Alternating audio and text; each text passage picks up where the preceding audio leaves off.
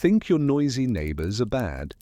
In the 14th century, your bedroom was a bench, your walls were fabric, and your entire family, goats included, probably slept 2 feet away.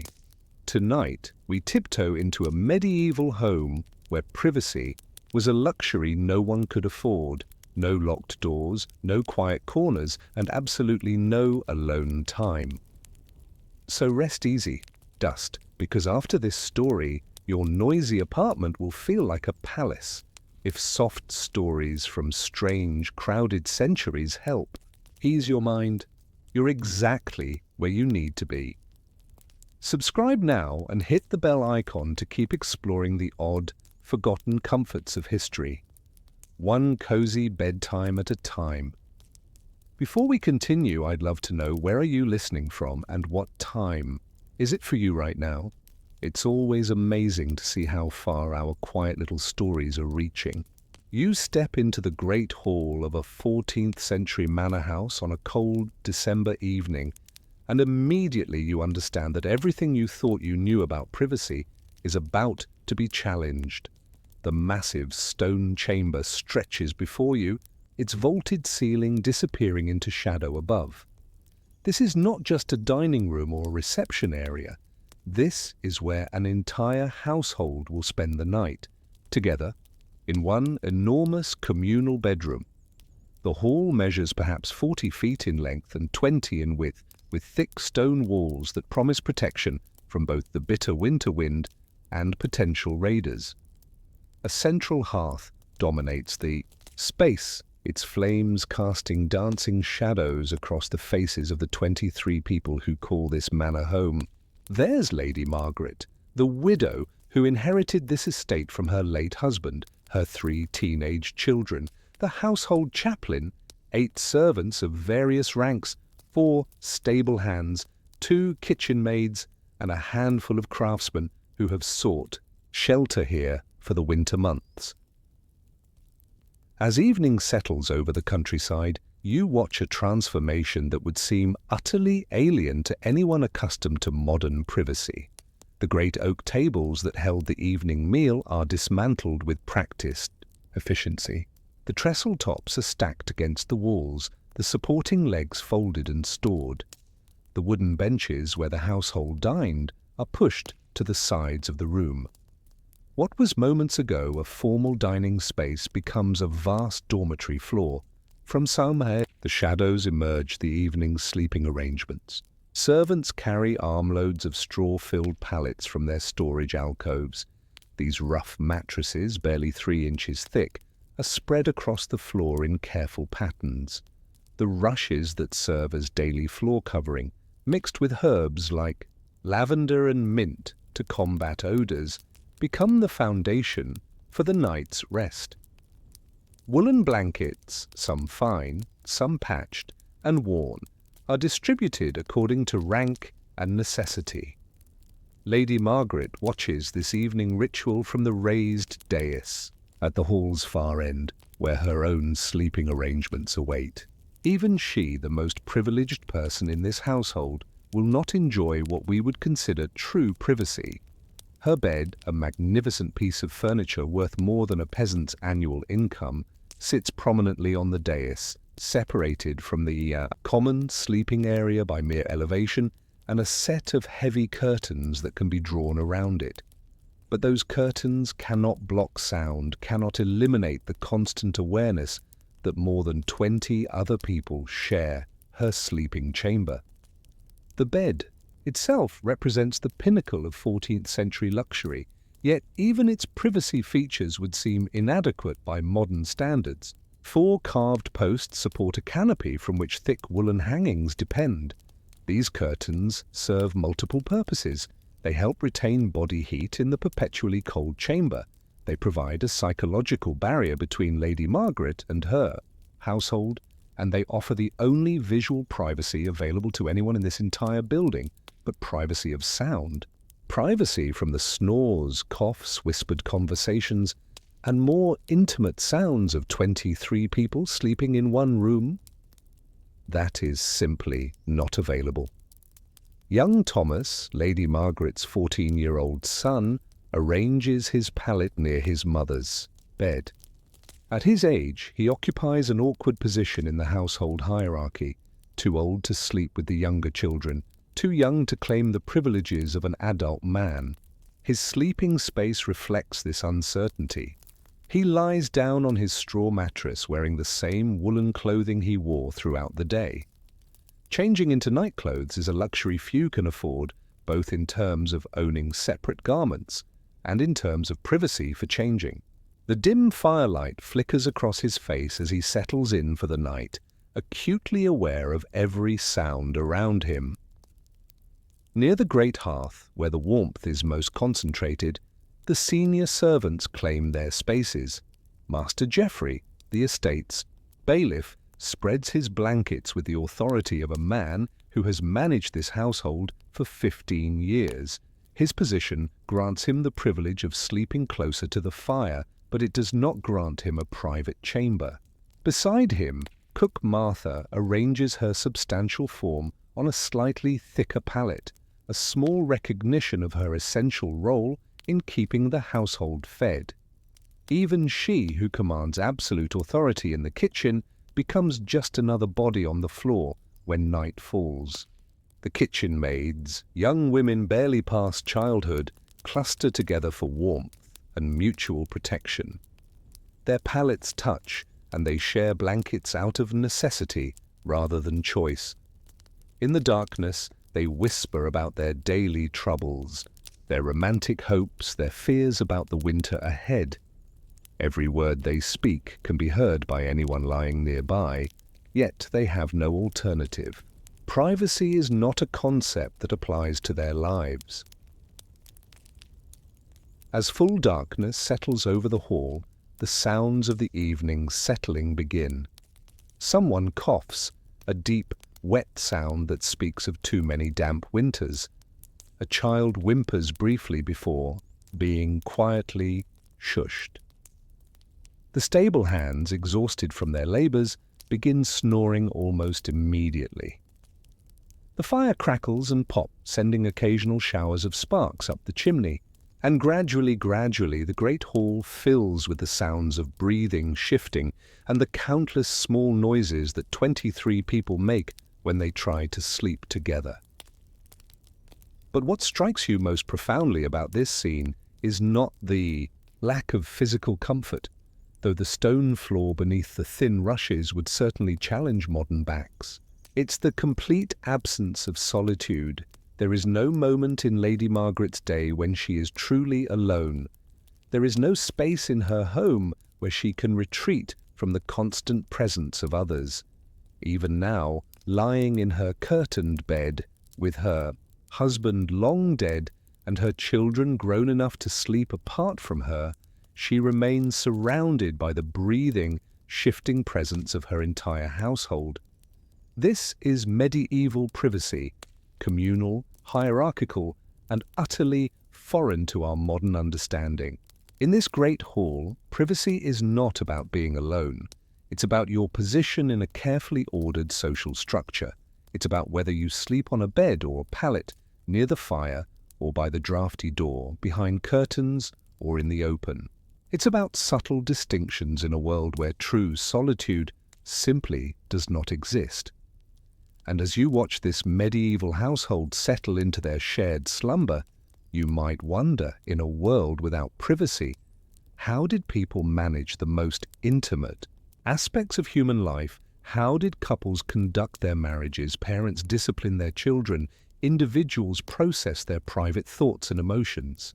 The answer lies in the intricate social choreography that governed medieval life, a dance of glances, whispers, and carefully negotiated moments that we are only beginning to understand.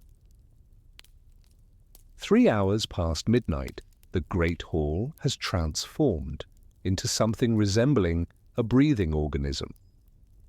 You remain invisible in the shadows, watching as the medieval household navigates the complex choreography of shared sleep. The fire has burned low, casting the vast chamber in a dim orange glow. that barely illuminates the forms scattered across the floor. This is when the true nature of 14th-century privacy reveals itself, not in the grand gestures of castle walls and locked doors, but in the subtle negotiations of 23 people learning to live their most private lives in public. Lady Margaret stirs behind her bed curtains, and you hear the whispered conversation that follows. Her youngest daughter, Anne, 15 years old, and recently begun menstruating, has crossed from her own pallet to her mother's bed. The curtains part slightly, and Anne slips inside the small sanctuary of the bed hangings. This is how medieval families managed intimate conversations, not in private chambers that didn't exist, but in the temporary privacy of bed curtains, speaking in whispers that somehow managed to remain unheard despite the close quarters. "Mother," Anne's voice is barely audible, "I need to speak with you about Walter." Walter is the blacksmith's apprentice, 18 years old, and recently arrived at the manor. Through the thin wool of the bed hangings you can sense Lady Margaret's shift of attention. This is a conversation about marriage, about Anne's future, about the delicate negotiations that will determine the young woman's life. In a modern home, such a discussion might take place in a daughter's bedroom, or perhaps in a private study. Here, it happens in a bed surrounded by sleeping servants, stable hands, and household members, all of whom have learned the art of selective deafness. But the conversation is interrupted by sounds from elsewhere in the hall. Near the great hearth, a different kind of intimacy is unfolding. Cook Martha has been joined by her husband Peter, the estate's head groom.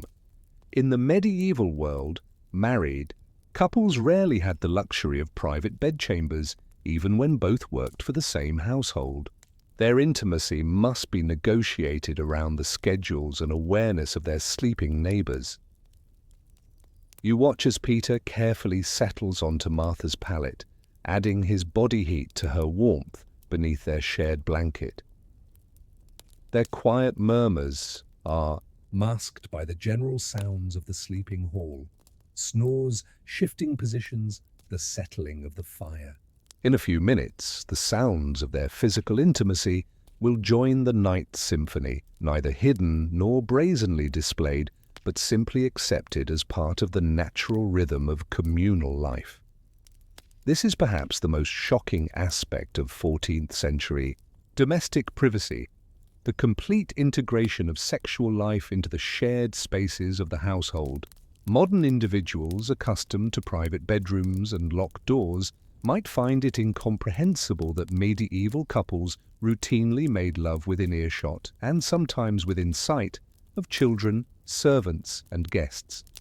Yet for medieval people, this was simply the reality of life.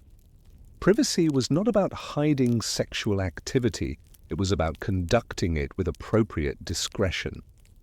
The kitchen maids, Sarah and Joan, lie close enough to Martha and Peter to hear every sound, but they have learned to feign sleep during such moments.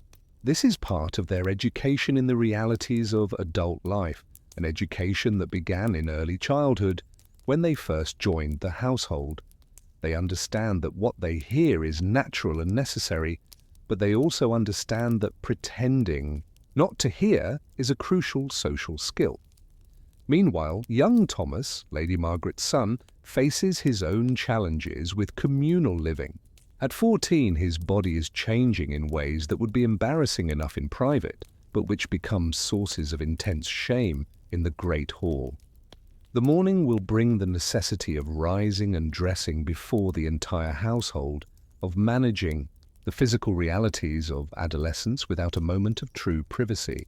He has learned to turn toward the wall when changing his shirt, to wait for moments when others are distracted to adjust his clothing, to move with careful modesty, even in this space where modesty is a collective pretense. As the night progresses, you observe the subtle negotiations that make communal sleeping possible. When someone needs to relieve themselves, they move carefully through the sleeping bodies to reach the chamber pot in the corner.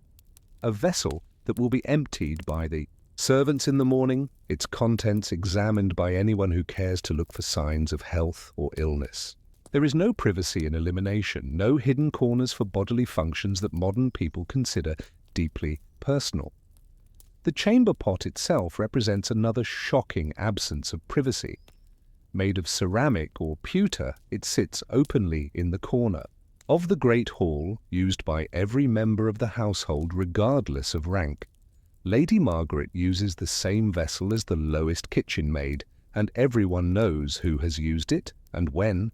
The sounds, the smells, the evidence of everyone's bodily functions become part of the shared experience of medieval domestic life. Around 3 in the morning, a small crisis emerges that illuminates the complex social dynamics of the shared sleeping space. One of the stable hands, a young man named David, has become ill during the night. His stomach troubles, likely the result of eating spoiled food, have led to an embarrassing situation that would be mortifying enough in private, but becomes a community concern in the Great Hall.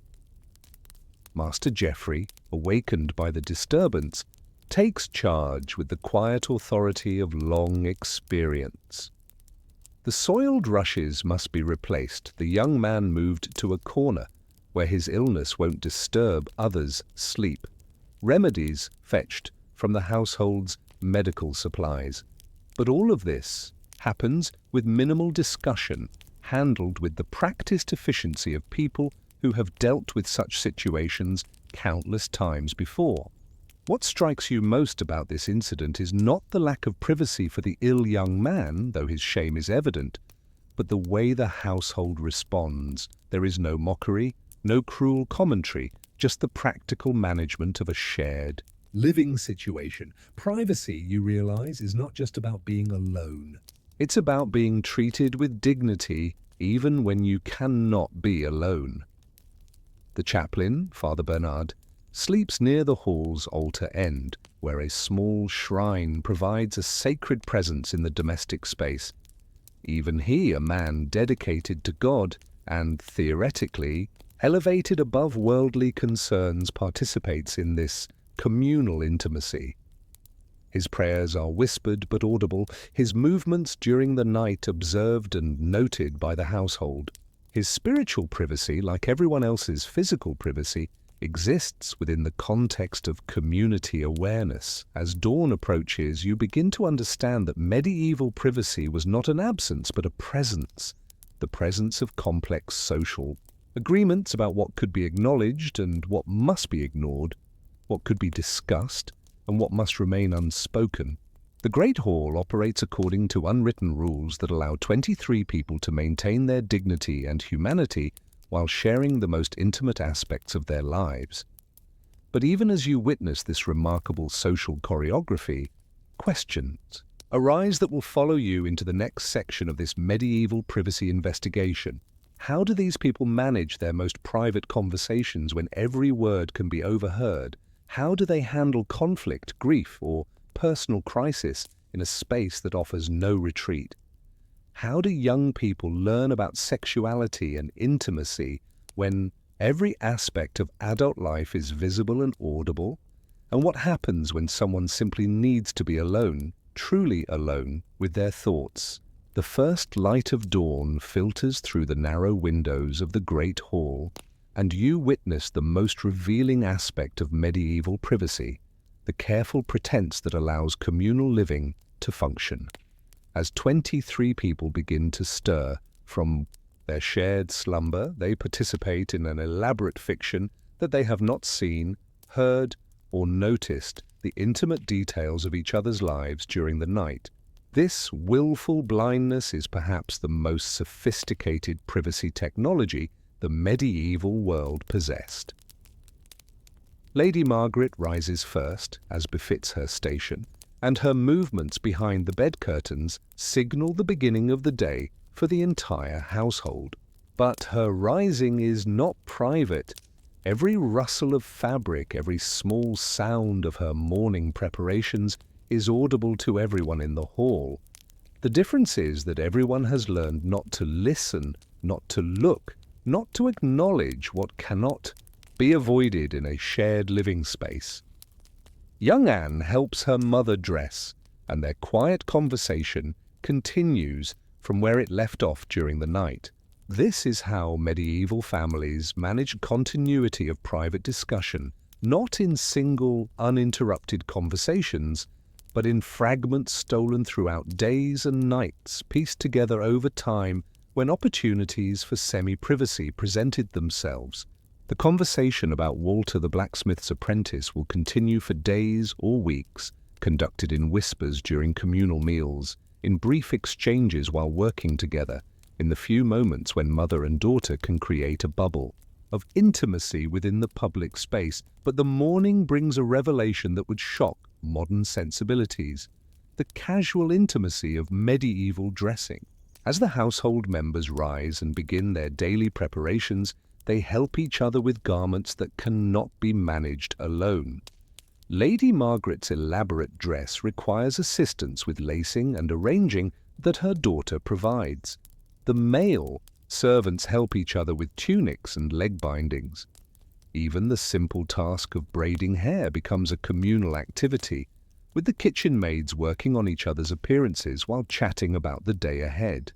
This mutual assistance in dressing reveals another aspect of medieval privacy, the lack of shame about the human body that characterizes modern society.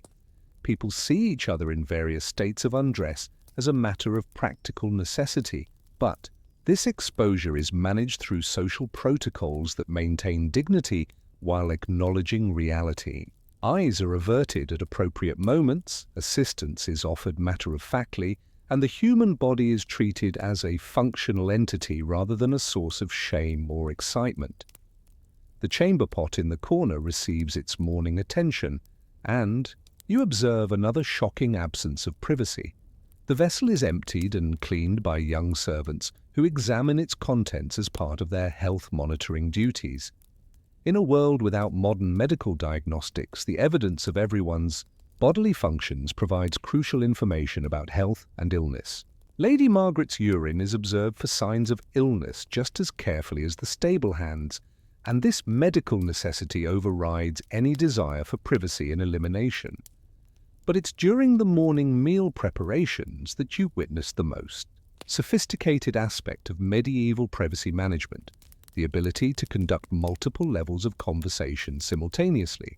As Cook Martha directs the breakfast preparations, she carries on 3 different conversations with 3 different levels of privacy.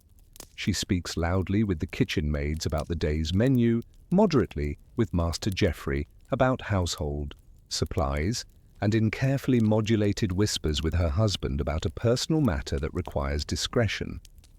The other household members have learned to pass these conversational levels automatically. They respond appropriately to the public conversations, ignore the semi-private discussions, and demonstrate selective deafness to the whispered exchanges. This is medieval privacy technology, not physical separation, but social agreement about what level of attention different conversations merit. Father Bernard's morning prayers provide another window into medieval privacy concepts. He kneels before the small shrine in the hall, speaking his devotions in Latin that most of the household cannot understand. This linguistic privacy creates a barrier more effective than physical walls. His most intimate communications with God remain private not because others cannot hear them, but because they cannot comprehend them. Language becomes a privacy tool in ways that modern English speakers, living in a largely monolingual society, might not appreciate. The breakfast itself reveals the complex negotiations of communal eating that further illuminate medieval privacy norms. The household eats together at the reassembled trestle tables, but seating arrangements reflect subtle hierarchies and relationships. Lady Margaret sits at the high table with her children, and Father Bernard, Master Geoffrey, and Cook Martha occupy places of honor among the servants. The younger servants and stable hands cluster at the far end of the tables, but even they participate in the general conversation and observe the interactions of their betters. During the meal, you witness a delicate negotiation that reveals how medieval people managed conflict in public spaces. One of the kitchen maids, Sarah, has been stealing small portions of food, a serious offense in a household where winter provisions must last until spring. Cook Martha addresses this issue not with a private confrontation, but with a carefully modulated public correction that allows Sarah to maintain her dignity while clearly establishing boundaries. "Sarah," Martha says in a voice pitched to carry across the servants' table but not to the high table, "I notice the bread stores are diminishing more quickly than expected. Perhaps you might help me understand the proper portion sizes for the household." This public privacy, addressing serious issues in ways that allow all parties to maintain face while still communicating clearly, represents another sophisticated medieval social technology. Sarah receives the correction, the other servants understand the warning, but the confrontation is managed in a way that preserves social harmony and individual dignity. As the morning progresses and the household disperses to their daily tasks, you begin to understand that medieval privacy was not about hiding from others, but about managing relationships with others. In a world where true solitude was impossible, privacy became a collective achievement, something that could only exist when everyone agreed to participate in its creation and maintenance. The great hall empties as people move to their work, some to the fields, others to the kitchens, workshops, or stables. But Lady Margaret remains, and in the temporary quiet of the empty hall, you witness something remarkable. For perhaps 30 minutes, while her household attends to their duties and before visitors arrive for the day's business, she achieves something approaching solitude. Not true privacy, the servants moving through the hall can see and hear her, but a kind of public privacy where she can sit with her account books and her thoughts without the need to manage social interactions. This brief morning solitude represents the closest thing to modern privacy that medieval domestic life could offer. It's not privacy from observation, but privacy from obligation, a temporary release from the constant social negotiations that characterize communal living. Lady Margaret uses this time to read letters from other manors, to plan the day's activities, to think through the complex decisions that managing a medieval household requires. But even this limited privacy is interrupted by the arrival of the day's first visitor, a traveling merchant seeking shelter and hoping to sell his wares. The great hall immediately transforms back into a public space, and Lady Margaret's private time vanishes as quickly as it appeared. This is the fundamental reality of medieval domestic life. Privacy is not a permanent condition, but a temporary and fragile achievement that can disappear at any moment. As you prepare to explore other aspects of medieval privacy, you carry with you the image of that great hall, 23 people learning to live together without losing their individuality, managing intimacy without privacy, creating dignity without solitude. But questions remain that will drive you deeper into the medieval domestic world. How did people manage truly private conversations when they needed to discuss sensitive topics? How did they handle the basic bodily functions that require some level of seclusion? How did they create intimate relationships in a world where intimacy was always public? The answers lie behind the curtain in the bedchambers and private chambers of medieval homes. You enter the finest merchant's house in Southampton on a grey afternoon in March 1347, and immediately you sense that privacy here operates by different rules than in the great hall of a manor. This is the home of Master William de Ashby, a successful wool trader whose wealth allows him certain luxuries unknown to most medieval people. Yet even his prosperity cannot purchase the kind of privacy that modern people take for granted. Instead, it buys him something far more precious. In the 14th century, the illusion of privacy, carefully constructed through architectural choices and social agreements that create boundaries where none truly exist, The house rises 3 stories above the busy commercial street, its timber frame filled with wattle and daub, its narrow windows glazed with precious glass that marks William's prosperity. But as you explore its interior, you discover that the medieval concept of a private chamber bears little resemblance to modern bedrooms. The building has no corridors. Each room opens directly into the next, creating a maze of interconnected spaces where true privacy requires careful choreography and mutual consent. Master William's bedchamber occupies the front corner of the 2nd floor, above his shop and connected directly to his counting room where he conducts business. The room measures perhaps 12 feet by 15 feet, with walls of exposed timber and plaster that carry sound with remarkable efficiency. A large bed dominates the space, not merely a place to sleep, but the most expensive piece of furniture in the house, worth more than a craftsman's annual wages.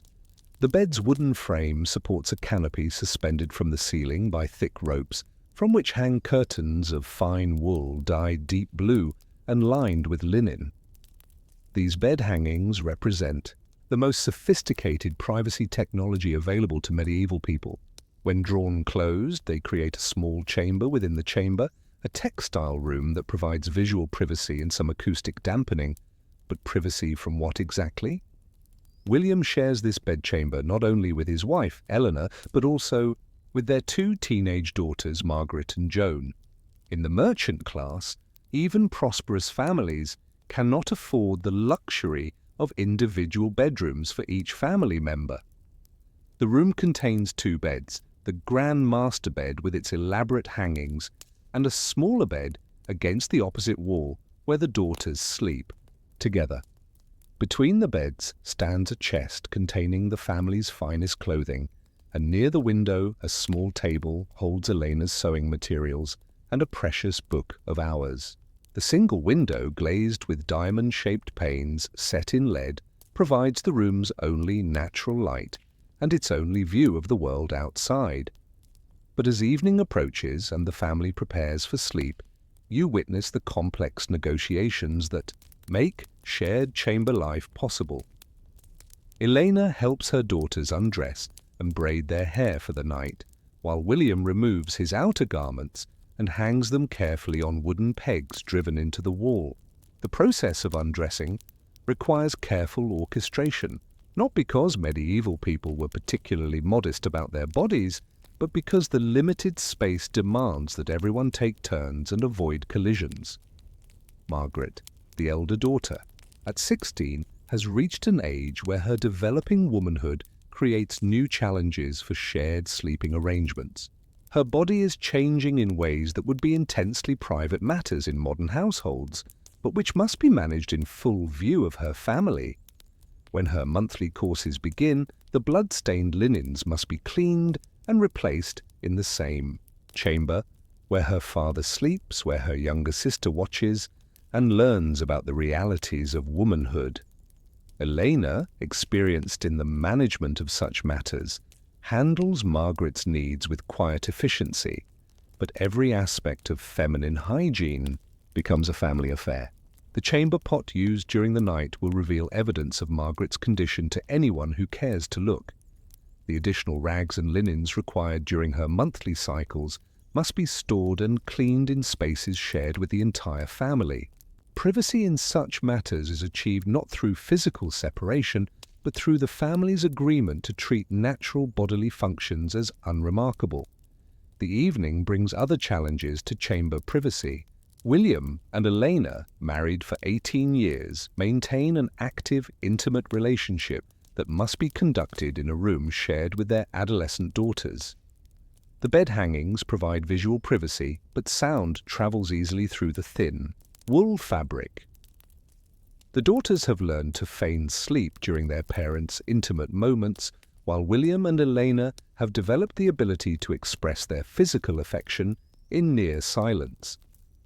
This management of marital intimacy in shared spaces represents one of the most sophisticated aspects of medieval privacy. The daughters understand that what they hear is natural and necessary, part of the relationship that brought them into being, and maintains the household's stability.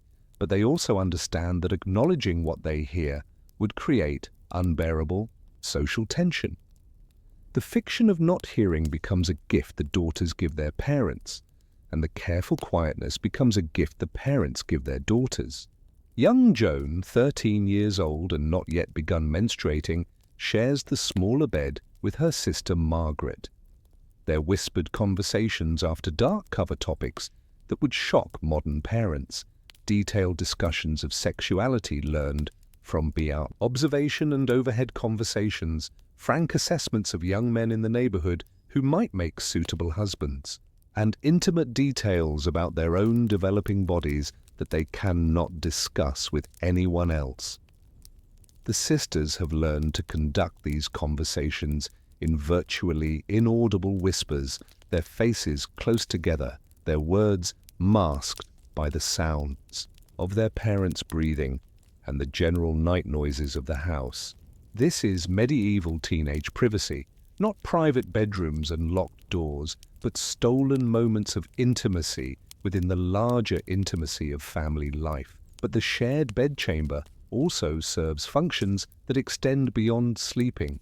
During the day, it becomes Elena's private workspace where she manages the household accounts, supervises the servants' work, and receives female visitors for conversations that require some degree of discretion.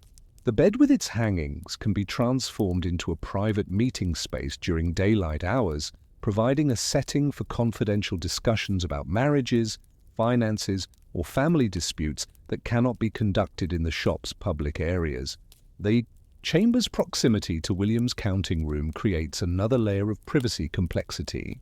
Business discussions conducted during the day often involve sensitive information about debts, contracts, and commercial relationships that could be damaging if overheard by competitors. The thin walls between the bedchamber and counting room mean that Elena and the daughters inevitably overhear fragments of William's business dealings, but they have learned to demonstrate selective deafness to information that could be problematic if acknowledged. This incidental overhearing actually serves important family functions. Elena gains informal knowledge about the family's financial situation that helps her manage household expenses appropriately. The daughters learn about the complexities of commercial life that will serve them well when they marry merchants themselves. But this education happens indirectly, through overheard conversations rather than direct instruction, allowing the family to maintain the fiction that business and domestic life remain separate.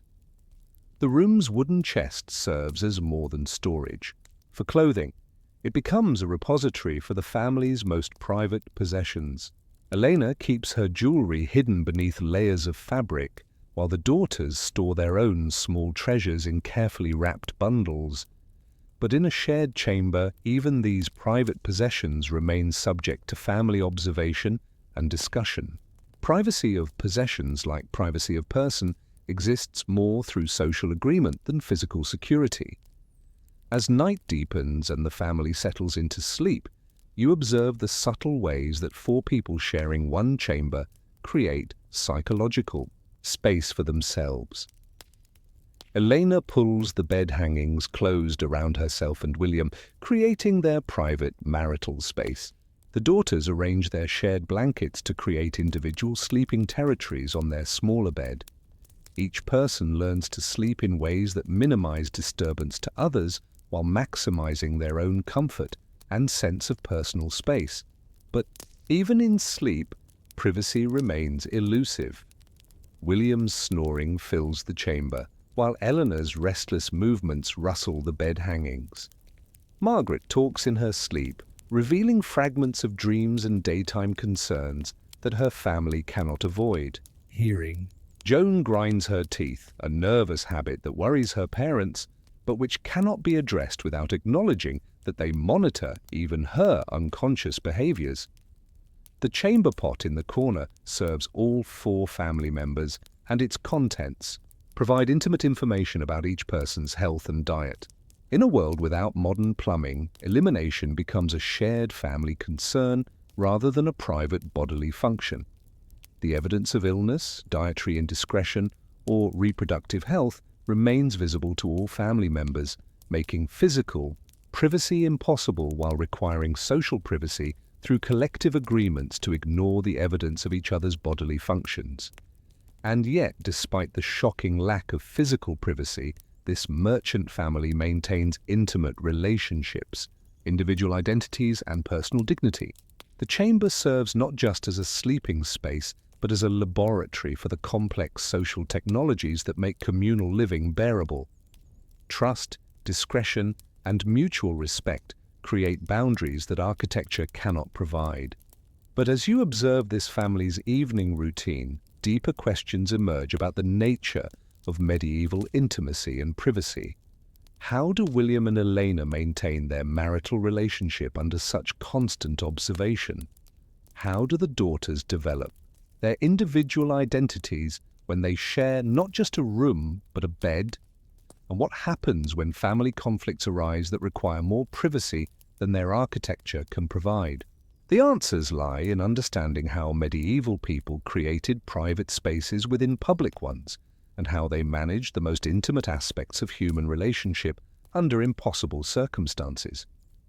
At 2 o'clock in the morning, in Master William's bedchamber, you witness one of medieval life's most remarkable achievements: the creation of genuine intimacy within impossible circumstances.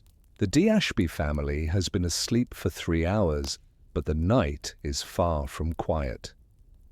Through the thin walls of the merchant's house come the sounds of neighbors' lives, crying babies, coughing fits, heated arguments, and the intimate sounds of other couples conducting their marriages in equally crowded quarters. Yet within this chamber, Elena and William have learned to create moments of true privacy that depend not on physical barriers but on psychological boundaries more sophisticated than any modern bedroom door.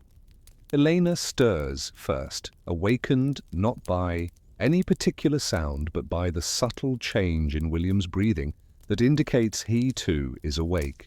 After 18 years of marriage conducted largely in the presence of others, they have developed an almost telepathic awareness of each other's states of consciousness. This is their private time, the dark hours when their daughters sleep deeply, enough to allow for conversations that cannot happen during the day. Margaret received another letter today, Elena whispers, her voice so quiet it barely disturbs the air between their faces. From Thomas Whitmore's son. The whispered conversation that follows covers territory that would be shocking in its frankness to modern sensibilities. Elena and William discuss their elder daughter's sexuality with clinical precision. Her readiness for marriage, her attraction to various young men, the timing of her monthly courses, and the practical arrangements of potential marriage contracts. This is not prurient interest, but practical parenting in an age when a daughter's successful marriage represents the family's economic survival, but their conversation requires constant vigilance. Every few sentences they pause to listen for changes in their daughter's breathing that might indicate awakening. They have learned to conduct intimate discussions in fragments, ready to fall silent instantly if family privacy is threatened. This fragmented communication style has become second nature, crucial conversations scattered across weeks or months of stolen moments, like a medieval version of text messaging conducted in whispers and glances. Meanwhile, in the smaller bed, Margaret lies awake, acutely aware of her parents' whispered conference. At 16, she has developed the acute hearing that comes from years of gathering information through walls and bed hangings. She knows they're discussing her future, her marriage prospects, her value in the medieval marketplace of family alliances. But she also knows that acknowledging her eavesdropping would destroy the delicate family dynamics that make shared living possible. This is perhaps the most sophisticated aspect of medieval privacy, the multiple levels of awareness and pretense that allow families to function. Margaret knows that her parents know she's awake. Elena and William know that Margaret knows they're discussing her. But all three participate in the fiction that the conversation is private, allowing each party to maintain dignity while acknowledging the practical impossibility of true privacy. Joan, at 13, has not yet developed Margaret's acute interest in overhead conversations about marriage and sexuality. She genuinely sleeps through her parents' discussions, but her presence creates another layer of privacy management. Elena and William must consider not only what Margaret overhears, but what Joan might unconsciously absorb and later repeat in inappropriate circumstances. Medieval children learned about adult life through observation and eavesdropping, but parents had to carefully manage what information reached which child at what age. The bed hangings around the master bed create what psychologists might call a privacy gradient, a space that feels private even when it isn't truly isolated. When Elena and William draw the curtains around their bed, they create a psychological room within the room.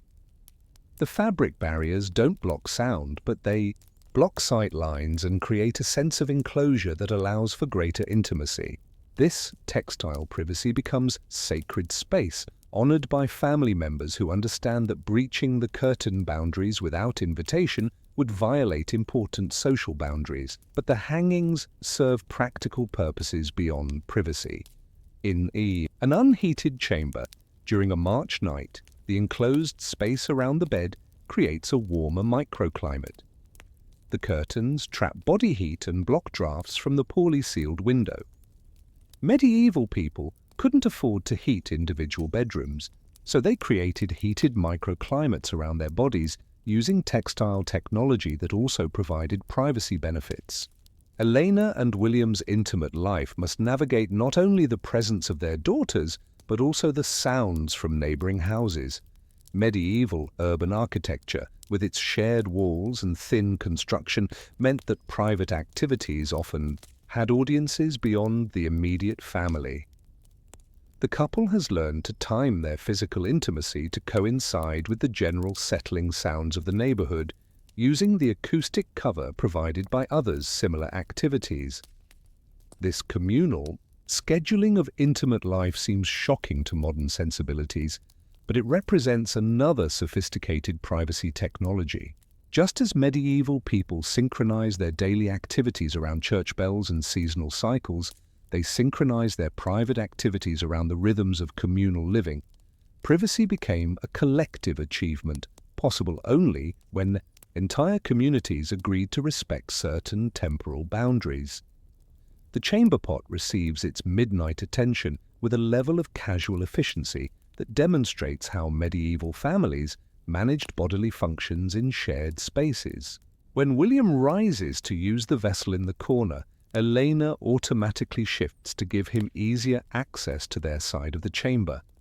The sounds of elimination, which would be sources of embarrassment in modern private bathrooms, become simply part of the night's acoustic landscape. The family has learned not to notice what cannot be avoided. Margaret and Joan have developed their own privacy strategies within their shared sleeping space. Despite sharing a bed barely large enough for one modern adult, they've learned to create individual territories using carefully arranged blankets and strategic positioning. Margaret sleeps on her left side facing the wall, while Joan sleeps on her right side facing the room. This arrangement gives each sister the illusion of privacy while maximizing their shared warmth during cold nights. The sisters' whispered conversations reveal another dimension of medieval privacy, the creation of secret languages and coded communications that allow private communication in public spaces. They've developed a vocabulary of meaningful glances, subtle gestures, and abbreviated phrases that allow them to conduct complex conversations even when surrounded by family members. A raised eyebrow means we'll discuss this later when we're alone. A particular way of arranging her hair tells Margaret that Joan has overheard something interesting about the neighbor's domestic troubles. These sister-to-sister communications often concern topics that would be considered highly inappropriate. If overheard by parents or other adults, they discuss which young men in the neighborhood are attractive, what they've observed about married couples' intimate behaviors, and their own developing sexuality with a frankness that would shock modern sensibilities. But their privacy depends entirely on their ability to conduct these conversations without adult detection, a skill that requires constant vigilance and sophisticated social awareness. The chamber's wooden chest serves as more than storage. It becomes a repository for the family's carefully managed secrets. Elena hides small amounts of money that William doesn't know about, not from deception, but from the practical understanding that women need financial resources that aren't subject to their husband's business decisions. The daughters hide small treasures and private letters in carefully wrapped bundles beneath their clothing. But in a shared chamber, even these hidden possessions remain subject to discovery, making privacy a matter of trust rather than security. William uses the pre-dawn hours for his most private activity, prayer and meditation that requires solitude impossible to achieve during daylight hours. While his family sleeps, he kneels beside their bed and conducts his private conversations with God in whispered Latin. This linguistic privacy creates a barrier more effective than any physical wall. His most intimate thoughts remain private, not because others cannot hear them, but because they cannot understand them. The approaching dawn brings changes to the chamber's privacy dynamics. As natural light begins to filter through the glazed window, the psychological barriers that darkness provides begin to weaken. The family's morning preparations require careful choreography to maintain modesty and avoid collisions in the limited space. Elena rises first to use the chamber pot and begin dressing, while William remains in bed to allow her space for morning preparations. The daughter's morning routine reveals another aspect of shared chamber living, the mutual assistance required for daily grooming that makes privacy impossible. Margaret helps Joan with her hair braiding, while Joan helps Margaret with the complex lacings of her dress.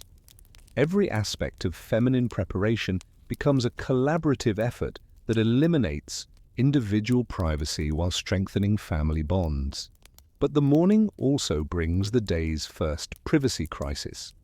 Margaret has begun her monthly courses during the night, and the evidence requires immediate attention.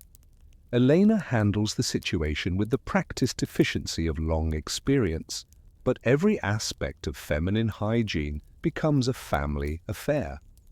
The blood-stained linens must be replaced and cleaned in the same chamber where her father and sister witnessed the entire process. Medieval women learned to manage their most private bodily functions in public spaces, relying on family discretion rather than physical privacy. The chamber's connection to William's counting room means that morning business activities begin, while the family completes their private preparations. The sounds of William's commercial discussions with early customers filter through the thin walls, while Eleanor and the daughters continue their intimate morning routines. This overlap of public and private life requires constant attention to appropriate boundaries, which conversations can be overheard, which activities must be concealed, which sounds must be ignored. As the family disperses to their daily activities, you realize that medieval privacy was not about hiding from others, but about managing relationships with others in impossibly close quarters. The D'Ashby family has created a complex system of mutual respect, selective attention, and psychological boundaries that allows four people to maintain individual dignity while sharing the most intimate aspects of their lives. But questions remain about the limits of such privacy management. What happens when family conflicts arise that require more discretion than shared spaces allow? How do parents discipline children, spouses resolve disagreements, or individuals process personal grief when true solitude never exists? And how do young people transition from childhood to adulthood when every aspect of that transition is observed and managed by family members? The answers lie in understanding how medieval families created truly private spaces within their impossibly public lives. By mid-morning in the D. Ashby household, you witness the moment when medieval privacy systems face their greatest test. Family conflict that cannot be resolved through whispered conversations and subtle negotiations. Margaret has discovered that her parents have been conducting marriage negotiations with the Whitmore family without consulting her preferences, and her anger threatens to shatter the careful privacy arrangements that make shared chamber living possible. The confrontation begins in the bedchamber, where Margaret confronts her mother while Joan pretends to organize their shared belongings, and William attempts to conduct business in the adjacent counting room. Elena tries to manage the discussion quietly, understanding that raised voices will carry throughout the house and potentially damage the family's reputation with neighbors and customers. But Margaret's 16-year-old fury cannot be contained. Within appropriate volume levels, "You promised I would have some voice in choosing my husband," Margaret declares, her voice rising dangerously close to the level that will make their private family business public knowledge. Thomas Whitmore is older than father, and his breath reeks of rotten teeth. Elena's response reveals the sophisticated damage control required when privacy breaks down in medieval households. She must address Margaret's concerns while managing the sound levels that threaten to expose family business to inappropriate audiences. Her voice remains carefully modulated, but her words carry steel. "Lower your voice immediately or this conversation ends. Do you want the entire street to know our family's private affairs?" This is medieval privacy crisis management, the recognition that family conflicts must be resolved within strict acoustic boundaries, or the family's social standing and economic prospects could be damaged by public exposure of private disagreements. Medieval privacy was not just about personal comfort. It was about family survival in communities where reputation determined economic opportunity. Young Joan finds herself trapped in an impossible position during her sister's confrontation with their mother. The shared bedchamber offers no escape from family conflict, but acknowledging her presence during the argument would make an already difficult situation worse. She continues her pretense of organizing belongings while absorbing every word of a conversation that will affect her own future marriage prospects. This is the dark side of medieval communal living. Children who cannot avoid exposure to adult conflicts, but who must pretend ignorance to maintain family harmony. William's position in the adjacent counting room becomes equally awkward. The thin walls mean he can hear every word of his wife and daughter's argument, but his entrance into the bedchamber during what is ostensibly a mother-daughter conversation would violate important gender boundaries. Medieval privacy operated according to complex rules about which family members could appropriately participate in which conversations. Women's business remained women's business even when conducted in earshot of men. The argument escalates when Margaret threatens to refuse the marriage entirely, declaring her intention to remain unmarried rather than accept an unwanted husband. This level of defiance requires parental response that cannot be managed through quiet negotiations. Elena's voice finally rises to match her daughter's volume, abandoning acoustic privacy in favor of parental authority. "You will marry the man your father and I choose, or you will find yourself in a convent. Those are your only options." The raised voices immediately attract attention from throughout the house. The servants in the kitchen below pause in their work to listen.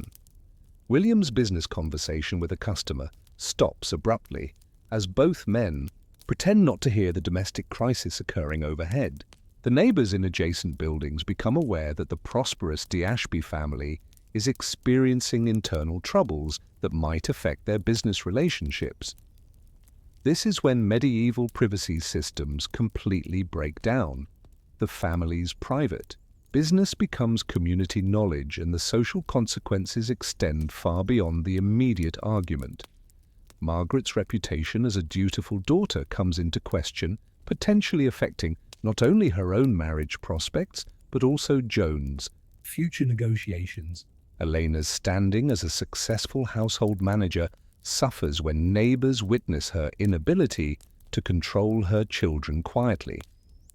William's business reputation may be damaged by evidence that his family lacks the harmony expected of successful merchants. Joan's reaction to the crisis reveals another dimension of medieval privacy, the way children learn to navigate family conflicts that they could not avoid witnessing. At 13, she understands that her sister's rebellion could affect her own future, but she also understands that taking sides would make the situation worse. Her solution is to demonstrate exaggerated absorption in her organizing tasks, creating the fiction that she hasn't heard the argument even though everyone knows she has absorbed every word. The resolution of the crisis requires the family to rebuild their privacy boundaries after a devastating breach.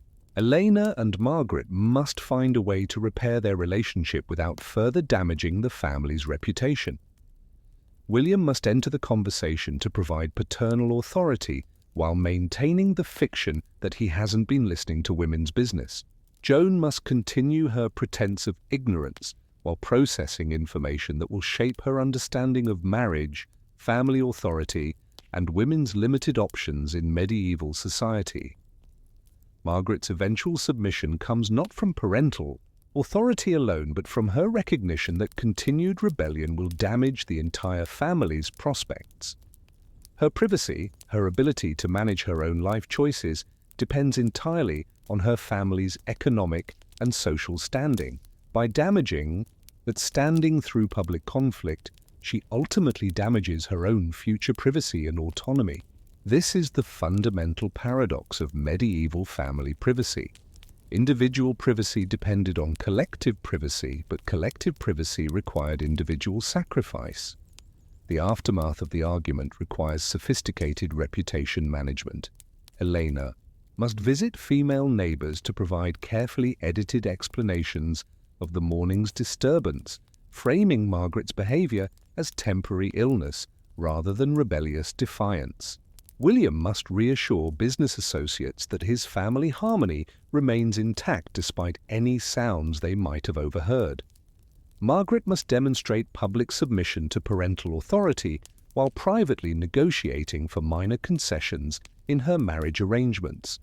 Joan learns from observing this crisis that medieval privacy was always fragile and always conditional. The comfortable routines of shared chamber living could be shattered by conflicts that could not be contained within appropriate boundaries. She understands that her own future behavior must be carefully managed to avoid similar crises that could damage not only her own prospects, but her entire family's welfare. The bedchamber itself bears the scars of the morning's privacy breach. The careful psychological boundaries that normally make shared living comfortable have been damaged by raised voices and exposed conflicts. The space that usually feels private despite its lack of physical barriers now feels exposed and vulnerable. The family must rebuild their sense of chamber privacy through renewed attention to appropriate behavior and mutual respect. By afternoon, the family has restored their public appearance of harmony, but the underlying tensions remain unresolved. Margaret accepts her engagement to Thomas Whitmore, but her resentment creates new challenges for chamber privacy. How do you share intimate space with family members when fundamental disagreements remain unspoken? How do you maintain the fiction of family harmony when real conflicts simmer beneath the surface? The bedchamber's evening routine proceeds normally, but with new undercurrents of tension that affect everyone's ability to relax and feel secure. Elena and William's whispered conversations must now navigate Margaret's resentment and Joan's anxiety about her own future. The daughters' shared bed becomes a space for processing the morning's crisis and its implications for their understanding of family loyalty, parental authority, and women's limited autonomy. As night falls and the family settles into their shared sleeping space, you realize that medieval privacy was not just about managing daily intimacy, but about surviving family crises that threatened to destroy the social agreements that made communal living possible. The D'Ashby family will rebuild their privacy routines, but they will never quite return to their previous sense of security and harmony. The bedchamber becomes a laboratory for testing the limits of medieval family relationships under impossible circumstances. When privacy breaks down completely, families must find ways to rebuild trust and intimacy in spaces that offer no escape from each other's presence. This is perhaps the most remarkable achievement of medieval domestic life: the ability to repair relationships and restore privacy boundaries even when physical separation is impossible. But the morning's crisis raises questions that extend beyond individual family dynamics. How do medieval communities manage the spillover effects when family privacy breaks down? What happens to business relationships when domestic conflicts become public knowledge? And how do women navigate the limited options available to them when family loyalty conflicts with personal desires? The answers lie in examining the most private spaces of medieval life, the places where bodies performed their most intimate functions. You stand outside Warwick Castle on a bitter February morning in 1356, examining what might be the most shocking aspect of medieval privacy: the complete absence of private bathroom facilities as modern people understand them. The massive stone walls rising before you house one of England's most powerful noble families. Yet even here, in the height of medieval luxury, the basic human need for private elimination must be managed through architectural solutions that would horrify contemporary sensibilities. The castle's garderobes, the medieval term for latrines that literally means guard the robes, represent the pinnacle of 14th-century sanitation technology, yet they operate according to privacy principles, fundamentally different from modern bathrooms. These facilities were not designed to hide bodily functions from others, but to manage them efficiently within the social structures that governed medieval life. Privacy, in the context of medieval elimination, was less about personal shame and more about practical hygiene and social hierarchy. You follow a narrow stone passage that winds through the castle's thick walls, leading to the lord's private garderobe, built directly off his bedchamber. The passage makes a deliberate right angle, turn before reaching the latrine itself, not for privacy from observation, but for privacy from smell. Medieval architects understood that the sounds and odors of elimination could not be completely contained, so they focused on managing airflow and acoustic dampening rather than creating completely isolated spaces. The garderobe chamber itself measures barely 4 feet by 6 feet, with walls of dressed stone and a simple wooden seat positioned over a shaft that drops directly to the moat below.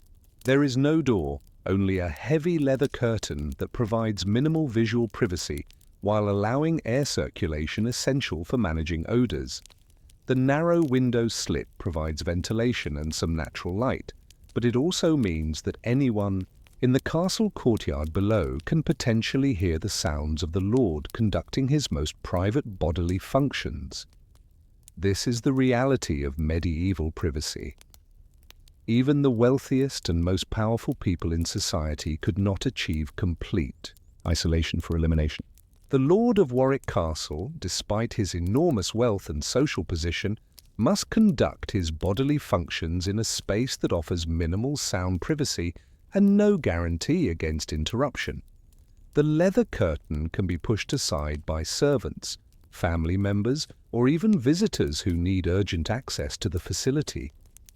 But the Lord's garderobe represents luxury beyond the imagination of most medieval people. The majority of the castle's inhabitants, servants, guards, craftsmen, and their families must use communal latrine facilities that make privacy impossible. You descend to the castle's lower levels to examine the common garderobes, larger chambers that accommodate multiple users simultaneously, with wooden seats arranged side by side over a shared waste shaft. The communal garderobes reveal the most shocking aspect of medieval elimination privacy, the complete acceptance of bodily functions as public activities. Men and women use the facilities simultaneously, separated only by a wooden partition that provides visual privacy while leaving acoustic and olfactory privacy impossible. Conversations continue during elimination, business is conducted, and social relationships are maintained in spaces that modern people would consider intensely private. The waste disposal system itself demonstrates medieval engineering ingenuity while highlighting the public nature of sanitation. The garderobe's shafts direct waste into the castle's moat, where it flows away with the current. But this system means that the castle's waste disposal is completely visible to anyone observing from outside the walls. The evidence of every inhabitant's bodily functions becomes part of the castle's external appearance, proclaiming to the world the health, diet, and digestive regularity of everyone within. You observe the morning rush at the communal garderobes when dozens of castle inhabitants queue for access to the limited facilities. The queue itself becomes a social space where information is exchanged, relationships are maintained, and castle business is conducted. People wait their turns while discussing the day's activities, sharing gossip, and conducting the social negotiations that keep the castle community functioning. Privacy during elimination is sacrificed for community building and information exchange. The hierarchy of garderobe access reveals how social status affected even the most basic bodily functions. The lord and his immediate family enjoy the luxury of the private facility attached to their bedchamber. The castle's senior servants, the steward, the chaplain, and the master-at-arms have access to a smaller but still semi-private garderobe located near their quarters. Everyone else must use the communal facilities on a first-come, first-served basis, regardless of the urgency of their need or the private nature of their condition. Women face particular challenges in the castle's sanitation system. The shared garderobes provide no accommodation for the special needs of menstruation, pregnancy, or childbirth recovery. Women must manage their most intimate bodily functions in spaces designed for men, using facilities that offer no privacy for the washing and cleaning that feminine hygiene requires. The evidence of women's reproductive health becomes visible to anyone sharing the garderobe facilities, making privacy in such matters completely impossible. The garderobe's design reflects medieval understanding of bodily functions as natural, processes that require management rather than concealment. The wooden seats are designed for comfort during potentially lengthy visits, with armrests and back supports that acknowledge elimination as a time for relaxation and contemplation. Some garderobes include small shelves for reading materials or personal items, suggesting that medieval people viewed these spaces as temporary retreats from the demands of daily life rather than embarrassing necessities to be hidden.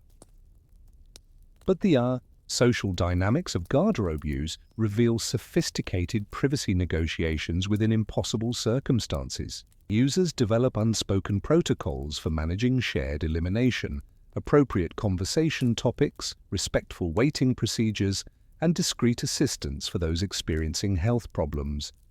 The complete lack of physical privacy requires enhanced social privacy through collective agreements about what can be acknowledged and what must be ignored. The castle's nighttime sanitation arrangements present even greater privacy challenges. Chamber pots in bedrooms and halls provide convenient elimination options, but their use creates intimate evidence of everyone's bodily functions. Servants empty and clean these vessels each morning, examining their contents as part of their health monitoring duties. The color, consistency, and odor of everyone's waste becomes common knowledge among the castle's domestic staff, making bodily privacy impossible even in private chambers. The emptying of chamber pots becomes a public spectacle as servants carry the vessels through the castle's corridors and courtyards to disposal areas. The evidence of elimination follows predictable routes through the castle's daily life, making everyone's bodily functions visible to the entire community. Modern concepts of privacy around elimination simply do not exist in medieval castle life. The castle's sanitation system also reveals the public health implications of private bodily functions. Waste disposal affects water quality, disease transmission, and community health in ways that make individual privacy secondary to collective welfare. The garderobe's design prioritizes efficient waste removal over user privacy, reflecting medieval priorities that valued community health over individual embarrassment. During winter months, the castle's sanitation challenges intensify as cold weather makes garderobe use extremely uncomfortable. The stone chambers become freezing, and the narrow passages fill with icy drafts that make elimination an ordeal rather than a relief. Users must choose between comfort and privacy, often opting for chamber pots in heated chambers over the marginal privacy of the freezing garderobes. The visiting dignitaries and guests present special challenges for castle sanitation privacy. Important visitors cannot be expected to use communal facilities, but the castle's limited private garderobes must be shared among multiple high-status individuals. The result is careful scheduling of elimination times, with servants managing access to ensure that important guests never encounter each other during their most vulnerable moments. What happened to people whose conditions could not be managed within existing social protocols? And how did the complete transparency around bodily functions affect medieval people's understanding of personal identity and human dignity? The answers lie in examining how these sanitation realities shaped the most intimate relationships in medieval society. You enter the manor house of Sir Geoffrey de Montfort through the servants' entrance on a crisp morning in April 1359, and immediately you discover that medieval privacy was not an individual achievement but a collective performance requiring the participation of dozens of people who could see everything but must acknowledge nothing. As Mary the chambermaid climbs the narrow wooden stairs to attend to Lady Eleanor's morning needs, she carries with her 20 years of experience in the most challenging job in medieval society, maintaining the illusion of privacy for people who live their entire lives under constant observation. The servants' staircase winds through the hollow spaces within the manor's thick walls, allowing the staff to move through the house without disrupting the family's activities. But these passages also create acoustic highways that carry every private conversation, intimate moment, and personal crisis directly to servant ears. Mary has learned to navigate this information-rich environment while maintaining the selective deafness essential to her survival and the family's dignity. Lady Eleanor's bedchamber awaits Mary's attention, and the evidence of the night's private activities lies scattered across the room in ways that would shock modern sensibilities. The bedsheets, rumpled and stained from Lord Geoffrey and Lady Eleanor's intimate activities, must be changed and cleaned while preserving the fiction that Mary has observed nothing inappropriate. The chamber pot contains evidence of both spouses' bodily functions that Mary must examine for signs of illness, while pretending ignorance of such intimate details. This is the servant's paradox: total access to the most private moments of medieval life combined with absolute prohibition against acknowledging what cannot be avoided. Mary knows more about Lady Eleanor's menstrual cycles than Eleanor's own mother, can predict Lord Geoffrey's digestive troubles before he experiences symptoms, and has witnessed more marital intimacy than most married people observe in their own relationships. Yet, her survival depends on maintaining complete ignorance of everything she knows. The clothing scattered around the chamber tells stories that Mary must read, but never repeat. Lady Eleanor's kirtle, hastily removed and carelessly dropped, bears evidence of the previous evening's activities that Mary must address during cleaning while erasing from her memory. Lord Geoffrey's braise tangled with his wife's undergarments in ways that clearly indicate passionate haste, require careful washing and folding, while Mary maintains the fiction that she cannot interpret the obvious evidence of her master's intimate life. Mary's cleaning routine reveals the impossibility of privacy in medieval domestic arrangements. Every surface in the bedchamber holds evidence of private activities: wine stains on the table where the couple shared an intimate drink, candle wax dripped on the floor during romantic moments, even scratches on the bedpost that suggest enthusiastic physical activity. Mary must address each piece of evidence while demonstrating complete ignorance of its significance. The morning brings Lady Eleanor's most private moments that must be managed in Mary's presence. The lady's morning elimination requires assistance with heavy skirts and complex undergarments that make privacy impossible.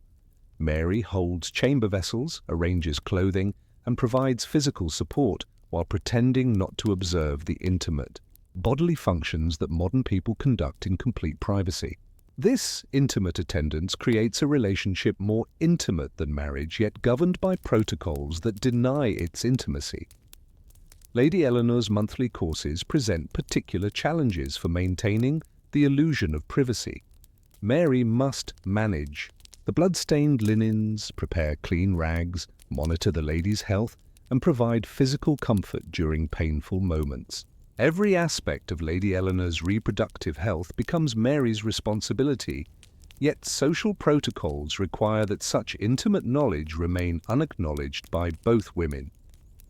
The bath preparation reveals another dimension of servant involvement in medieval privacy. Mary heats water, fills the wooden tub, tests temperature, and assists with Lady Eleanor's complete undressing and bathing. The intimate knowledge of the lady's body, scars, birthmarks, changes associated with pregnancy or illness becomes part of Mary's accumulated information that must never be admitted or discussed. Lord Geoffrey's private moments create equal challenges for maintaining appropriate ignorance. When he rises for nighttime elimination, Mary hears every sound through the thin walls. When he struggles with digestive difficulties, Mary manages the evidence and provides remedies while pretending not to notice his discomfort. When he conducts private business discussions in chambers where Mary works, she must demonstrate selective hearing that acknowledges instructions while ignoring confidential information. The couple's intimate conversations present the most complex challenges for Mary's selective attention. She overhears discussions of family finances that reveal the household's economic vulnerabilities, private concerns about their children's behavior and marriage prospects, and intimate details of their physical relationship that would be scandalous if acknowledged. Mary's ability to remain invisible while physically present becomes essential to the family's sense of privacy. The morning routine requires Mary to interact with evidence of the night's most private activities while maintaining appropriate distance from their implications. The rumpled bed linens tell stories of martial passion that Mary must launder while forgetting. The scattered clothing speaks of hasty undressing that Mary must organize while remaining blind to its significance. The chamber's disarray reveals private activities that Mary must correct while maintaining ignorance of their occurrence. Lady Eleanor's dressing requires intimate physical contact that eliminates bodily privacy while maintaining social distance. Mary knows every aspect of the lady's physical condition: weight changes, skin problems, reproductive health indicators, through daily assistance with clothing, bathing, and personal care. Yet this intimate knowledge must remain unspoken and unacknowledged, creating relationships of enforced ignorance about observed realities. The breakfast service brings Mary into contact with the family's private conversations as she serves meals and tends the fire. She overhears discussions of household management, family conflicts, and personal concerns that provide comprehensive knowledge of the family's private affairs. Her ability to move invisibly through these conversations while providing attentive service becomes a crucial skill for maintaining the family's sense of privacy. The interconnected nature of medieval household management means that Mary's knowledge extends throughout the family's private life. She knows who visits Lady Eleanor's chamber at inappropriate times, which family members struggle with health problems they prefer to hide, and how the household's private conflicts affect relationships between family members. This comprehensive knowledge creates power relationships that both families and servants must carefully manage. The visiting guests present additional challenges for maintaining privacy illusions. Mary must provide intimate services for visitors while respecting their privacy expectations from other households. Different families have different protocols for servant involvement in private activities, requiring Mary to quickly assess and adapt to varying privacy needs while maintaining consistent standards of discretion. The seasonal changes affect the complexity of Mary's role in managing family privacy. Winter's confined indoor living intensifies all privacy challenges as family members spend more time in chambers where Mary works. Summer's increased bathing and clothing changes create more opportunities for intimate observation that Mary must manage while maintaining appropriate blindness. The household's children present evolving challenges for Mary's role in privacy management. As they grow from childhood to adolescence, Mary must adjust her responses to their developing privacy needs while maintaining consistent service standards. Her knowledge of young people's development and changing bodies must be managed with the same discretion as adult intimate information. The evening brings new cycles of privacy management as Mary prepares the bedchamber for the family's intimate activities. She arranges furniture to accommodate private conversations, prepares the bed for intimate moments, and ensures that chamber vessels and personal items are appropriately positioned. Her preparation work enables family privacy while requiring her complete involvement in its most intimate aspects. The other servants present additional complexity for managing household privacy. Mary must coordinate with kitchen staff, stable hands, and other household workers, while ensuring that private family information remains confined to appropriate circles. The collective servant knowledge of family affairs requires sophisticated information management to prevent inappropriate disclosure. As evening settles over the manor house and Mary completes her daily attendance on Lady Eleanor's privacy needs, you realize that medieval privacy was always a collaborative achievement, requiring the active participation of people who possessed comprehensive knowledge of private affairs while maintaining official ignorance of everything they knew. Mary's expertise in selective blindness and strategic deafness represents one of medieval society's most sophisticated social technologies. But questions remain about the psychological costs of such enforced ignorance and the power dynamics created by servants' intimate knowledge of masters' private lives. How did servants manage the emotional burden of caring for people whose privacy they must preserve through official ignorance? What happened when servants' personal interests conflicted with their discretion obligations? And how did the servant-master relationship evolve when servants possess potentially damaging private information? The answers lie in exploring the hidden tensions and negotiations that govern these impossible relationships. 3 months later, on a stifling July evening in the same manor house, Mary the chambermaid faces a crisis that illuminates the hidden power dynamics underlying medieval servant-master relationships. Lady Eleanor has discovered that she is pregnant again at age 38, a dangerous situation in an era when maternal mortality rates increase sharply with age. The pregnancy must be managed with extreme discretion until the family can assess the political and economic implications. Yet, Lady Eleanor's condition requires intimate medical attention that makes secrecy impossible among the servants who provide daily care.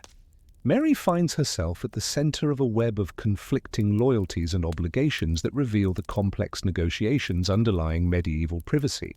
As Lady Eleanor's primary personal attendant, Mary possesses intimate knowledge of the pregnancy before Lord Geoffrey himself. Yet social protocols prohibit her from acknowledging this knowledge, even to comfort her mistress during moments of private anxiety. The servant's role requires simultaneous intimacy and distance that creates psychological tensions unknown in modern domestic relationships. The pregnancy's early symptoms, morning nausea, fatigue, changes in appetite, must be managed in ways that maintain the family's privacy while ensuring Lady Eleanor's health and comfort. Mary adjusts the lady's daily schedule to accommodate unpredictable illness, modifies food service to manage dietary changes, and provides emotional support during private moments of fear about the pregnancy's risks. Yet all this intimate care must be provided without acknowledging the condition that necessitates it. The other servants begin to notice changes in Lady Eleanor's routine and Mary's increased attention to her mistress's needs. Cook Margaret observes modified meal requests that suggest digestive changes. Stable Master John notices that Lady Eleanor no longer rides her horse. The laundress Agnes sees subtle changes in the lady's clothing that indicate physical transformation. Each servant must manage their observations while maintaining official ignorance of their obvious implications. This collective pretense among the servants reveals one of medieval society's most sophisticated privacy technologies, the creation of shared ignorance about commonly observed realities. The entire servant staff knows about Lady Eleanor's pregnancy within weeks of conception, yet they participate in elaborate choreography that maintains the fiction of secrecy while providing the increased care and modified routines that her condition requires. Mary's role becomes increasingly complex as the pregnancy progresses and Lady Eleanor's needs intensify.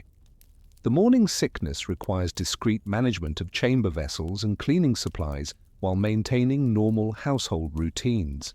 The lady's changing body requires adjustments to clothing and personal care that Mary must provide while pretending not to notice the physical transformations she assists daily.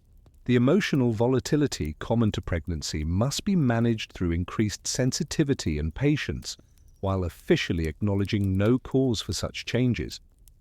The family's male members present additional challenges for maintaining pregnancy. Secrecy.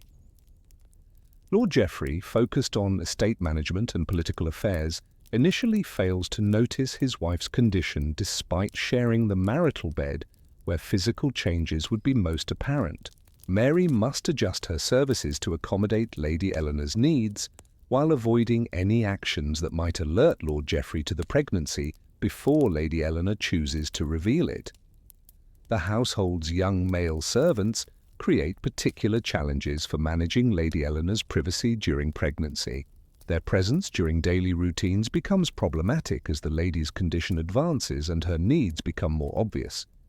Mary must coordinate with other staff to ensure that male servants remain appropriately distant from situations that might reveal Lady Eleanor's condition while maintaining normal household operations.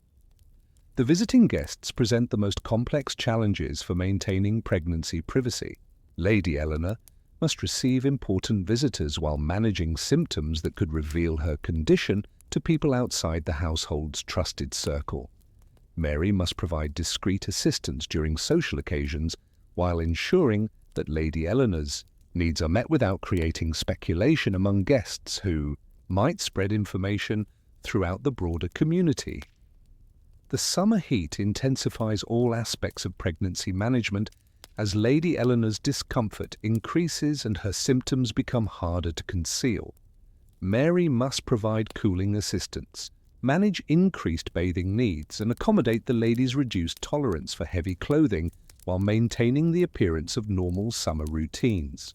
The pregnancy's physical demands conflict with social expectations for maintaining normal activities and appearances. The local midwife's involvement introduces new complications for pregnancy privacy, as professional medical care requires expanded participation in the family's secret. Goodwife Joan, the village's most experienced midwife, must be consulted about Lady Eleanor's condition while maintaining discretion about her services. Mary becomes the intermediary for these consultations, managing communications between mistress and midwife while ensuring that their meetings remain unobserved by inappropriate audiences. The pregnancy's political implications create additional pressure for maintaining secrecy as the family assesses how another child might affect inheritance arrangements and marriage negotiations for existing children. Lord Geoffrey's reaction to the pregnancy, when Lady Eleanor finally reveals it, demonstrates the complex mixture of personal joy and political calculation that characterized medieval family life among the nobility. Mary observes Lord Geoffrey's private response to the pregnancy news, witnessing the intimate conversation between husband and wife as they discuss their fears, hopes, and practical concerns about another child at this stage of their lives. The servant's invisible presence during this crucial family moment creates knowledge that could affect household dynamics for years to come, yet Mary must maintain complete ignorance of everything she witnesses. The pregnancy's progression requires increasingly sophisticated privacy management as Lady Eleanor's condition becomes more visible and her needs more demanding. Mary must coordinate with the household's other female servants to provide comprehensive care while maintaining appropriate secrecy about the pregnancy's challenges. The collective knowledge among female staff creates bonds of shared responsibility, while requiring enhanced discretion to protect the family's privacy. The preparations for childbirth create new challenges for servant involvement in family privacy, as the household must ready for the birth while maintaining secrecy about its timing and implications. Mary must prepare the birthing chamber, coordinate with the midwife, and ensure that necessary supplies are available while avoiding activities that might alert inappropriate audiences to the family's preparations. The other noble families in the region present ongoing challenges for maintaining pregnancy privacy, as social obligations require Lady Eleanor's continued participation in community events. Mary must help her mistress manage public appearances while accommodating her changing physical needs and energy levels. The careful balance between maintaining social standing and protecting family privacy requires constant attention to Lady Eleanor's condition and capabilities. The pregnancy's emotional aspects create the most intimate challenges for Mary's service as Lady Eleanor struggles with fears about maternal mortality, concerns about the child's health, and anxiety about the family's future. The servant's role in providing emotional support during private moments of vulnerability creates relationships of enforced intimacy that blur the boundaries between service and friendship while maintaining official social distance. The household's preparation for potential complications during childbirth requires Mary to coordinate with other servants while maintaining appropriate secrecy about the family's medical preparations. The arrangements for emergency situations must be made discreetly to avoid creating community speculation about Lady Eleanor's condition while ensuring that adequate support is available if needed.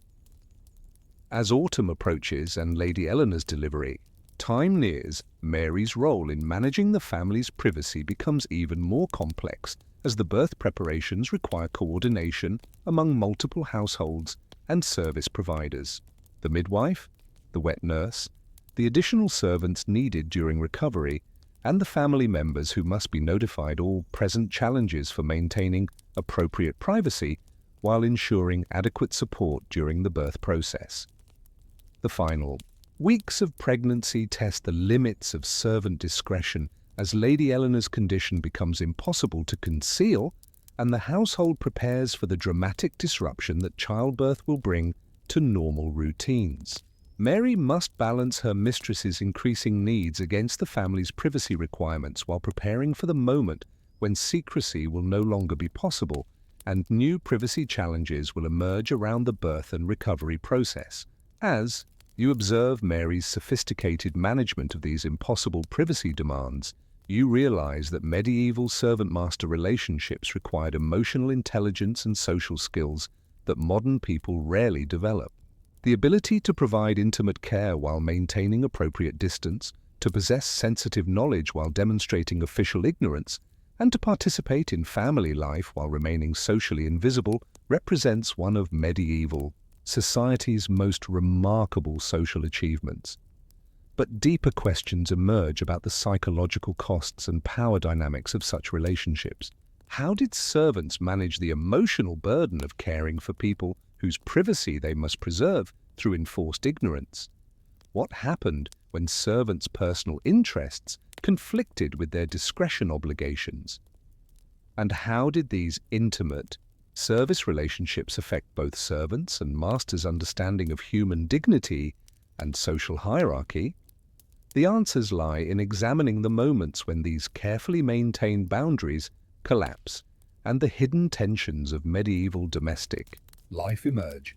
On a bitter February night in 1360, the careful architecture of privacy and discretion that governs the de Montfort household collapses in a single, devastating moment that reveals the fragility of medieval social boundaries and the explosive power of servants' accumulated knowledge. Mary the chambermaid, after 20 years of faithful service maintaining the illusion of ignorance about her master's private lives, faces a crisis that forces her to choose between loyalty to Lady Eleanor and protection of her own survival in a world where servants' lives depend entirely on master's goodwill. The crisis begins innocuously enough. Lord Geoffrey returns unexpectedly from a business journey to find his wife absent from the manor house. Lady Eleanor has gone to assist her sister during a difficult childbirth, a journey planned during Lord Geoffrey's absence and intended to avoid his objections to travel during winter weather. But Lord Geoffrey's early return creates a situation where his demands for information about his wife's whereabouts conflict with Lady Eleanor's explicit instructions to maintain secrecy about her destination and purpose. Mary finds herself trapped between conflicting loyalties that illuminate the impossible position of medieval servants who possess intimate knowledge of family affairs. Lord Geoffrey demands immediate information about his wife's location, assuming his authority over household servants gives him access to all information they possess. But Lady Eleanor has explicitly forbidden disclosure of her journey, fearing her husband's anger about the risks of winter travel and the family obligations that motivated her departure. The confrontation occurs in Lady Eleanor's bedchamber, where Mary is preparing the room for Lord Geoffrey's return. The intimate space that has been the site of Mary's most sophisticated privacy management becomes the arena for a conflict that threatens to expose 20 years of accumulated secrets about the family's private life. Lord Geoffrey's anger at his wife's absence makes him dangerous in ways that Mary recognizes from years of observing his private temperament. "Where has my wife gone, and when will she return?" Lord Geoffrey demands, his voice carrying the authority of feudal lordship that makes refusal potentially life-threatening. "I know she confides her plans to you. Do not pretend ignorance when your service requires knowledge of her activities." Mary's response reveals the sophisticated verbal strategies that medieval servants developed for navigating impossible conflicts between competing authorities. "My lord, Lady Eleanor departed 3 days past to attend family business. She did not share details of her destination with household servants, trusting that her return would precede your own." This carefully crafted response attempts to satisfy Lord Geoffrey's demand for information while avoiding explicit violation of Lady Eleanor's confidentiality instructions. But the answer's evasiveness signals to Lord Geoffrey that Mary possesses more detailed knowledge than she admits, creating the dangerous situation that servants feared most: suspicion that they are withholding information from their masters. Lord Geoffrey's reaction demonstrates the explosive power dynamics underlying medieval servant-master relationships when the careful protocols of discretion and obedience come into conflict. His position as feudal lord gives him absolute authority over his household, including the right to demand any information possessed by his servants. Mary's attempt to maintain Lady Eleanor's privacy directly challenges his authority in ways that could justify severe punishment. "You forget your place, woman," Lord Geoffrey responds, his voice rising to levels that carry throughout the house and alert other servants to the developing crisis. "Every conversation you have heard, every confidence shared in your presence, every private moment you have witnessed belongs to this household and ultimately to me. You will tell me everything you know about my wife's activities, or you will face consequences for your defiance." The threat forces Mary to confront the fundamental contradiction in medieval servant privacy protocols. Servants must maintain ignorance of private information while possessing comprehensive knowledge essential to their service functions. The fiction of ignorance that protects both servants and masters during normal circumstances becomes impossible to maintain when direct conflicts arise between family members with competing claims to servants' loyalty. Mary's response reveals the desperate strategies available to servants caught in such impossible situations. "My lord, I serve Lady Eleanor in matters concerning her personal needs and household comfort. Her destinations and purposes lie beyond my duties and understanding.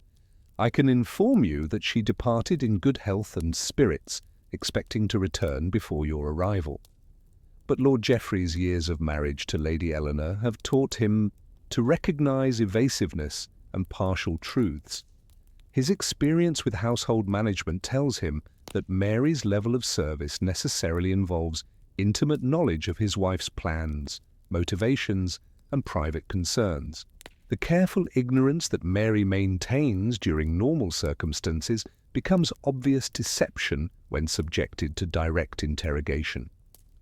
The other servants begin gathering in the hallway outside Lady Eleanor's chamber, drawn by the raised voices, and aware that the developing conflict could affect the entire household's stability.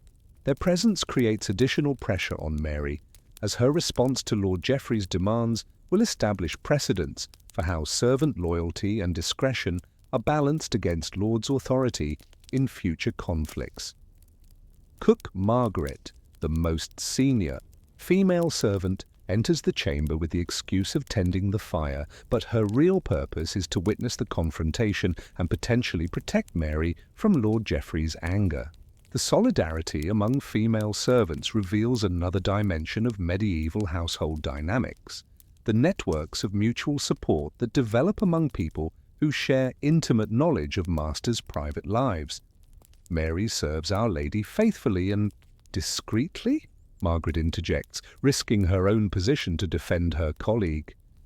Her ignorance of detailed plans reflects Lady Eleanor's wisdom in protecting private family matters from unnecessary household knowledge. Lord Geoffrey's reaction to this servant solidarity demonstrates the threatening nature of collective servant knowledge when it conflicts with master authority.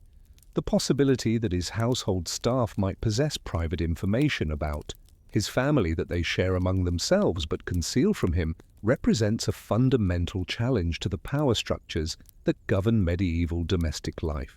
Both of you will explain what you know of my wife's activities, or both will face punishment for concealing information from your rightful lord, Geoffrey declares, his authority now challenged by what appears to be a coordinated effort to maintain secrets within his own household.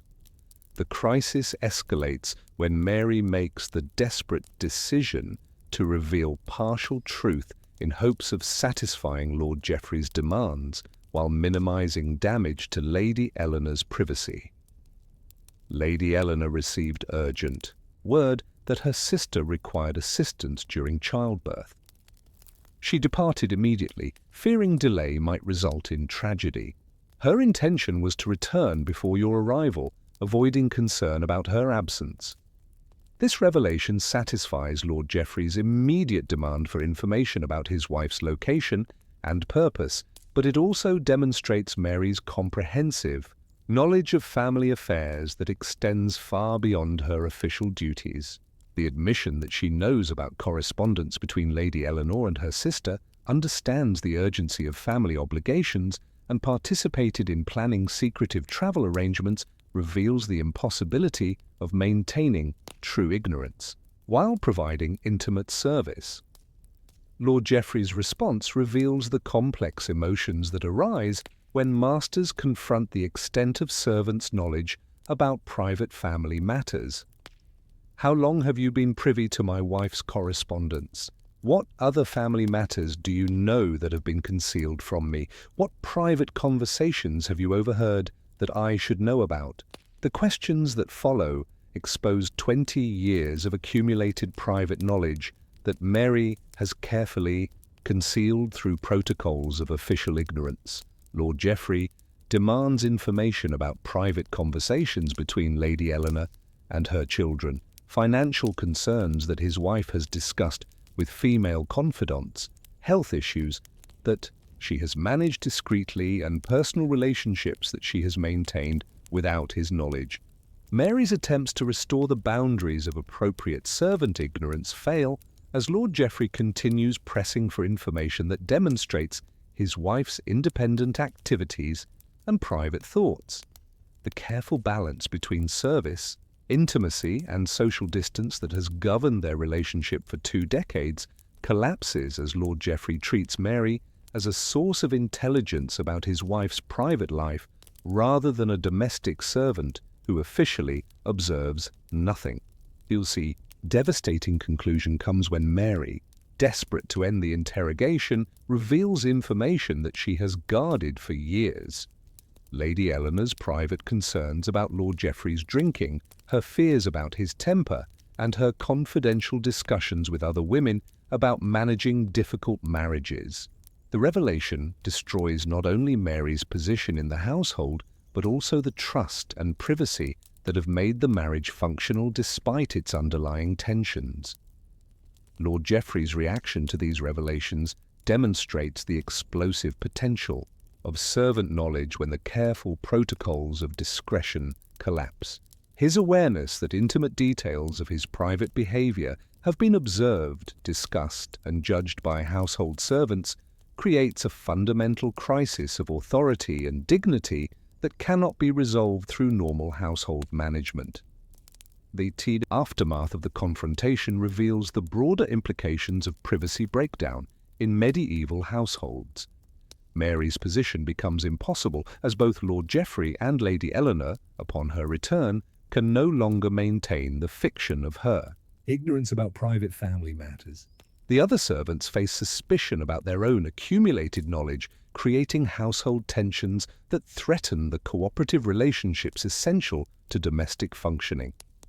The resolution requires the complete reconstruction of household servant relationships, with Mary's departure and replacement by servants who can restore the illusion of ignorance about family private affairs. But the crisis reveals the fundamental fragility of medieval privacy arrangements that depend on collective agreements to ignore observable realities, and the explosive potential when those agreements collapse. As you witness the destruction of 20 years of carefully maintained privacy boundaries in a single night of conflict, you realize that medieval domestic privacy was always conditional and always vulnerable to the power dynamics that governed relationships between people with unequal social status but intimate daily contact. The servant who knew everything but acknowledged nothing possessed power that could destroy the families they served, yet their own survival depended on never exercising that power. The de Montfort household's crisis illuminates the psychological costs and social dangers inherent in medieval privacy arrangements that required some people to maintain official ignorance about intimate realities they could not avoid observing. The collapse of these arrangements reveals both their sophistication and their ultimate fragility in a world where privacy was always a collective achievement rather than an individual right.